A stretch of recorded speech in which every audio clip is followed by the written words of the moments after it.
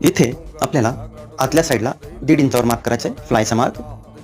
त्यानंतर हे आणि हे मेजरमेंट करायचे, ते 4.25 येतं आहे. ते 4.25 इथे कमरेच्या साईडला मार्क करायचे. त्यानंतर इथे 1.25 इंच आतल्या साईडला मार्क करायचे. 33 कंबरसाठी 1.25 इंच मार्क करायचे. हे मार्क कमी जास्त पण होऊ शकतं, अर्धा इंच, 1 इंच, 1.25 इंच. त्यानंतर इथे चेनसाठी 1/2 इंच मार्जिन सोडायचे. त्यानंतर या मार्जिनपासून मागच्या दिशेने हिपचा चौथा हिस्सा करायचा आहे, 37चा चौथा हिस्सा 9.25 इथं मार्क करायचा आहे आणि त्याच्यामध्ये शिलाईसाठी अर्धा इंच मार्जिन ठेवायची आहे. हे टोटल मार्जिन आपलं होते 10 इंच. त्यानंतर कंबरचा मार्क करायचा आहे. कंबर आहे 33चा चौथा हिस्सा करायचा आहे, तो होतो 8.25 इंचावर एक मार्क करायचा आहे आणि मार्जिनसाठी 1 इंच ॲड करून एक मार्क करायचा आहे. हा मार्क आणि हा मार्क आपल्याला पट्टीच्या सहाय्याने असा जोडून घ्यायचा आहे कर्वमध्ये.